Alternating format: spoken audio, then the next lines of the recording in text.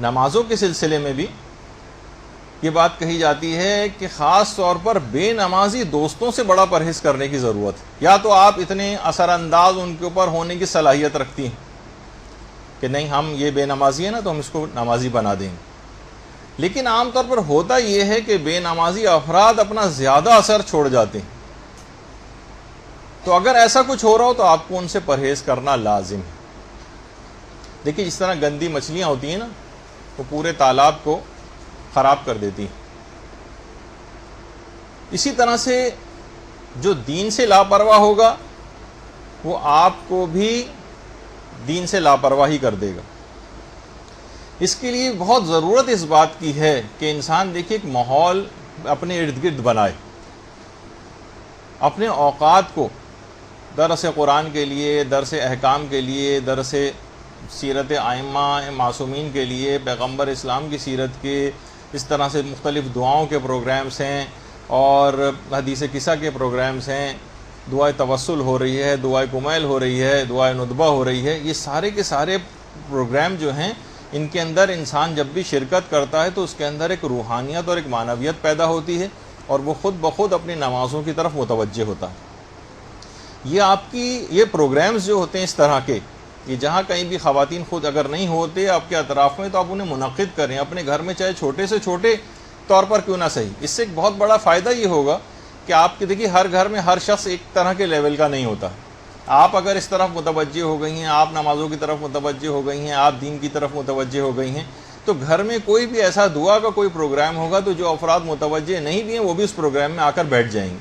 ان تک بھی دین کی ایک بات پہنچے گی. اس میں کوئی چھوٹا موٹا سا آپ درس جو ہے وہ کسی کو بلا کر, کسی خاتون کو بلا کر وہ کر لیں, ورنہ مختلف مدرسے کے مختلف یہاں سے آپ سی ڈیز وغیرہ لے جا کے, بہت سے گھروں میں یہ بھی سلسلہ شروع ہو گیا جہاں اسپیکر کا انتظام نہیں ہوتا وہاں اس طرح سے ان چیزوں کا استعمال ہو جاتا ہے. تو یہ تمام چیزیں ایسے افراد کے اوپر بہت زیادہ اثر انداز ہوتی ہیں. اسی طرح سے آپ کوشش کریں, جیسے کربلا ٹی وی ہے اور ایران کے مختلف چینلز ہیں جن کے اوپر مثلا نمازیں وغیرہ آتی ہیں, اور وہ اگر آپ ان کو دکھانے کا کوئی ایسا انتظام کریں, عام طور پر مغرب اور عشاء کی جو نمازیں جس انداز سے عام طور پر لوگ گھروں میں بھی ہوتے ہیں, اور کتنے بڑے بڑے علماء جو ہیں وہاں پر قوم اور مشہد کے, اور کبھی آیت اللہ شبیری زنجانی کی نماز آ رہی ہے, کبھی آیت اللہ ناصر مکارم شیرازی کی آ رہی ہے, تو کبھی آیت اللہ نوری حمدانی کی آ رہی ہے, کبھی رہبر معظم کی آ رہی ہے. تو ایک عجیب ایک روحانیت کا ایک سما اور ایک ماحول گھر کے اندر پیدا ہو جاتا ہے. یہ کربلا کی, تو یہ سب چیزیں آپ کو ماحول بنانا پڑے گا, نماز کا گھر میں ایک ماحول کریٹ کرنا پڑتا. تو جو آپ کی روحانیت کو بھی سرشار کرے گا, آپ کی روح کو سرشار کرے گا, لوگوں کی خود بخود نماز کی طرف رغبت ہوگی. اور جسے قرآن نے کہا ہے نا صبغۃ اللہ, یعنی خدائی ایک رنگ جو ہے وہ چڑھنے لگتا ہے روح کے اوپر, اس کے اوپر ایک رنگ آ جاتا ہے خدا کا. تو دیکھیے ہماری جو بہت بڑی وجہ ہے گھروں میں مصیبتیں نازل ہونے کی, پریشانیوں کی, جو جس میں آج کل ہر گھر گرفتار, اس کی ایک وجہ ہماری ناقص نمازیں بھی, اور گھروں میں بے نمازی افراد کا ہونا تو ایک بہت بڑی مصیبت. یہ گویا مصیبتوں اور پریشانیوں کو کھینچنے کا ایک میگنیٹ ہے جو گھروں کے اندر لگا دیا گیا. جس گھر میں بھی ایک بے نمازی بھی اگر موجود ہے تو مصیبتیں اور پریشانیاں کھینچ کر اس گھر کی طرف آتی. تو آپ یہ نہیں کر سکتی کہ بس اپنی نمازوں میں لگی رہیں, کیونکہ گھر میں جب تک گھر کے اور افراد کو یا ارد گرد کے ماحول کو آپ اچھا نہیں کریں گی, جب تک فقط ایک آدمی کے تنہا اچھا ہو جانے سے فرق نہیں پڑے گا.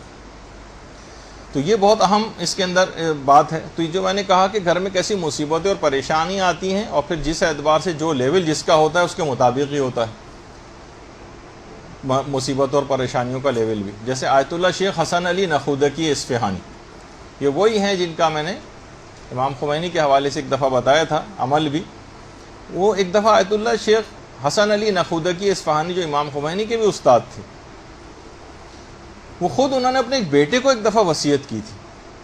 کہا بیٹا یہ بات یاد رکھو, اگر تم 40 روز تک بھی روزانہ عبادت, ریاضت, دعائیں, تعقیبات, عرفانیات کے اندر تم ڈوبے بھی رہو, اور فقط ان 40 دنوں میں سے ایک دن کی فجر کی نماز قضا ہو جائے تم سے, تمہاری ساری ریاضتیں ہباء منصورہ ہو جائیں گی. تمہاری ساری ریاضتیں مکمل ضائع ہو جائیں گی. یہ جو بھی آپ نے آیت دیکھی نا اس کا ترجمہ ہے کہ پھر ہم ان کے اعمال کی طرف توجہ کریں گے اور سب کو اڑتے ہوئے خاک کے ذروں کی مانند بنا دیں گے. یعنی جب چیزیں قبول نہیں ہوتی نا نیک اعمال، تو جس طریقے سے ریت کے ذرات کے اندر کوئی چیز تبدیل ہو جاتی ہے، اعمال کا یہ حشر ہو جاتا ہے، ابھی جس کی تفصیل بھی آگے چل کر آئے گی. بیٹا میں نے اپنی، فرماتے ہیں شیخ حسن علی نخودکی اصفہانی، بیٹا میں نے اپنی پوری زندگی میں صرف ایک مرتبہ مجھ سے ایک نماز قضا ہو گئی تھی اور اسی دن میرا بیٹا مر گیا تھا، تمہارا بھائی اسی دن مر گیا تھا، اور پھر خواب میں مجھ کو بتایا گیا کہ اس کی موت کا سبب میری وہ قضا نماز فجر تھی جو مجھ سے قضا ہو گئی تھی. وہ ٹھیک ہے کہ پروردگار ہر کسی کو اس امتحان سے نہیں گزارتا ہے، جن کے رتبے اتنے زیادہ بلند ہوتے ہیں ان کے لیے پھر مصیبتیں اور پریشانیاں بھی ایسی آتی ہیں، لیکن ٹھیک ہے خدا نخواستہ ہم تو اس پروردگار اس قسم کی مصیبت میں مبتلا نہ کرے، لیکن چھوٹے لیول کی مصیبتیں تو آتی ہیں نا. ایک نماز یعنی کہہ رہے ہیں 40 روز تک بھی اگر تم مسلسل پورے کے پورے عرفانیت کے اندر ڈوبے رہو اور دنیا جہان کے نیک اعمال کر ڈالو اور فقط ایک دن نماز کو اپنی قضا کر دو تو سارے اعمال تمہارے ریت کے ذروں میں تبدیل ہو جائیں گے، سب کیا کرایا بالکل بیکار ہو جائے گا. تو یہ بہت اہم بات ہے کہ یہ تمام خاص طور پر نماز کے سلسلے میں جو بے اعتدالیاں ہیں اور جو لاپرواہیاں ہیں یہ کس طرح سے نقصان پہنچاتی ہیں. اور یہ آیت اللہ شیخ حسن علی نخودی کی اصفہانی وہی ہیں جن کا ایک کیمیا والا نسخہ میں نے آپ کی خدمت میں بہت عرصے پہلے جو ہے وہ پیش کیا تھا. اچھا اب دیکھیے یہ کہا جاتا ہے کہ نماز وہ فریضہ ہے جو سیدہ زہرا سلام اللہ علیہا نے ٹوٹی ہوئی پسلیوں کے ساتھ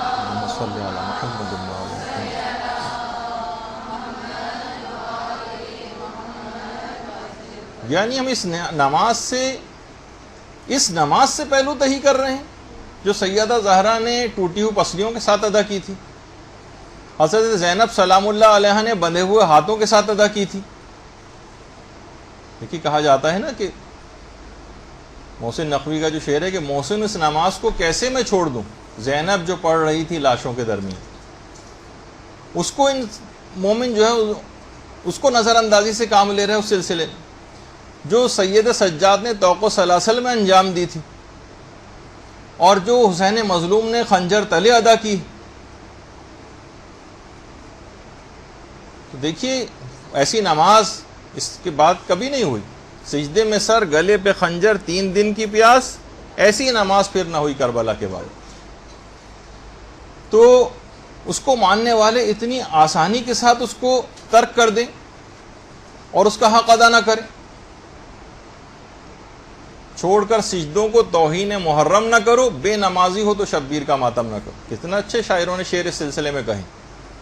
جہاں نماز کے خلاف اشعار کہے گئے ہیں وہاں شاعروں نے اس کا بھی حق ادا کیا. برحمتك يا أرحم الراحمين وصلى الله على محمد وآله الطاهرين.